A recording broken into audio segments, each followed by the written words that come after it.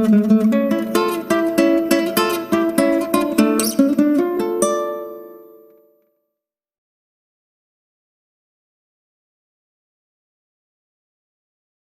semuanya, selamat datang di Novel Time. Semoga suka dengan ceritanya. Tapi pastikan kalian sudah like, komen, subscribe dan share ya. Agar Mintik lebih semangat buat kontennya. Jangan pernah kamu coba-coba untuk mendekati Jeremy lagi. Ujar Lisa berbisik tepat di telinga Sofia. Mendengar itu, Sofia sebenarnya sudah sangat muak. Bahkan dia sama sekali tidak tertarik pada Jeremy. Menurut Sofia, Jeremy adalah pria yang sombong, playboy dan tidak masuk dalam kriterianya. Namun, Sofia menahan emosinya lalu berkata, "Iya Bu. Oke, cepat pergi dari ruanganku," kata Lisa acuh tak acuh. Kemudian Sofia bergegas meninggalkan ruangan itu sambil mengutuk Lisa dari hatinya, wanita menyebalkan. Hari menunjukkan pukul 17, tandanya jam kerja telah usai. "Sof, udah jam pulang nih. Yuk cabut," ajak Sinta, teman partner resepsionis Sofia. "Kamu duluan aja Yasin, aku masih mau rekap mingguan nih." "Oh, oke. Awas ada hantu. Hihihi." Mendengar itu, Sofia yang penakut berkata dengan jengkel, "Apa sih? Gak lucu ah." "Hahaha, bye-bye Sofi." Sinta berjalan sambil melambaikan tangannya pada Sofia. Saat ini kantor sudah mulai sepi, para karyawan sudah banyak yang pulang. Hanya tersisa beberapa saja. Namun, rekapan data Sofia masih sangat banyak. Karena akhir-akhir ini kantor banyak bekerja sama untuk mengembangkan bisnis, jadi banyak klien yang datang ke kantor.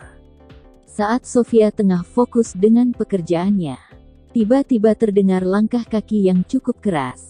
Sontak Sofia menoleh ke kanan dan ke kiri, "Ih, apa tuh?" Setelah beberapa saat, suara itu menghilang. Dia mencoba fokus pada kerjaannya lagi.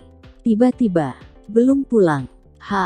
Sofia menutup matanya sambil berteriak dengan sangat keras. Dia kaget karena tiba-tiba ada suara yang menyapanya. Perlahan-lahan dia membuka matanya, dan melihat pria tampan yang berdiri di depan meja resepsionisnya. Ternyata itu Mahesa. "Tuan, maaf. Saya kaget," ujar Sofia terbata-bata karena ketakutan. Mahesa lalu berkata, "Kenapa kamu belum pulang? Saya masih mengerjakan rekap mingguan yang harus saya kirim sebelum jam 7 nanti." "Oh, awas ada Han." Mahesa tidak bisa melanjutkan kata-katanya. Karena tiba-tiba Sofia menutup mulut Mahesa dengan tangannya yang lembut. Suasana menjadi hening, mereka saling bertukar pandang. Mata Sofia terlihat benar-benar ketakutan. Namun Mahesa cepat sadar atas apa yang dilakukan Sofia, dan dengan kasar menyingkirkan tangan Sofia dari mulutnya. Maaf Tuan, saya refleks. Saya benar-benar penakut, jadi tolong jangan katakan itu," ujar Sofia dengan gugup. Dia benar-benar malu dengan kelakuannya tadi. Tapi apa daya, dia tidak bisa mengendalikan dirinya saat takut. Mendengar itu, Mahesa pergi begitu saja meninggalkan Sofia di resepsionis sendirian. Mahesa berjalan menuju lift. Di dalam lift dia diam-diam masih kepikiran dengan perlakuan Sofia terhadapnya. Dia terngiang-ngiang wajah imut dan cantik Sofia. Tanpa sadar Mahesa tersenyum-senyum sendiri di dalam lift. Ting! Lift terbuka. Mahesa langsung mengubah mimik wajahnya. Dia berjalan menuju ruangannya yang berada di lantai teratas di gedung ini. Jam menunjukkan pukul 18.30, pekerjaan Sofia juga sudah selesai. Sofia bergegas mengemasi barangnya di laci karyawan, dan segera pergi meninggalkan kantor. Dia berjalan menuju lobi depan kantornya sambil melihat layar ponselnya. Sofia tengah memesan ojek online untuk kembali ke kosnya. Namun, karena saat itu tengah hujan, Sofia tidak bisa menemukan driver yang siap menjemputnya. Sofia menunggu menemukan driver, sambil duduk sendirian di lantai lobi depan kantor. Saat ini sudah hampir pukul 8 malam, Sofia benar-benar bingung. Karena dia sudah menunggu lama tapi belum menemukan driver sama sekali. Tiba-tiba sorot lampu mobil menyilaukan matanya, sampai-sampai Sofia tidak bisa melihat apa-apa. Masih di sini, Dek. Sofia kaget, dia nggak asing dengan suara itu. Saat Sofia perlahan membuka matanya yang silau tadi, samar-samar dia melihat sosok pria di dalam mobil yang membuka setengah kacanya. Saat mulai jelas pandangannya, Sofia baru yakin kalau itu adalah Mahesa. Iya tuan, saya masih nunggu driver ojek online. Naik, Mahesa berkata dengan nada dingin dan tanpa menoleh sekalipun ke Sofia. Apa? Maksudnya?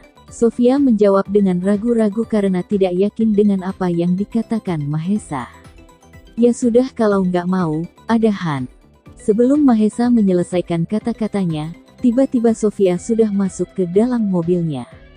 Hehehe, iya saya mau. Ujar Sofia cengengesan. Mahesa benar-benar kaget, secepat itu Sofia masuk ke dalam mobilnya karena mendengar kata hantu. Benar-benar gadis yang lucu. Mahesa tersenyum dalam hati tapi tidak mau memperlihatkannya di depan Sofia. Sebenarnya Mahesa sudah mulai tertarik pada Sofia, dari dia pertama bertemu di lobi pagi tadi. Kemana? Tanya Mahesa dengan acuh tak acuh. Pulang. Jawab Sofia dengan polosnya. Ke rumahku. Dengan gugup Sofia berkata, maksudnya di komplek perumahan Senggani. Tanpa aba-aba mobil Rolls-Royce putih melaju menuju komplek perumahan Senggani, tempat kos milik Sofia. Sepanjang perjalanan, keadaan mobil benar-benar hening.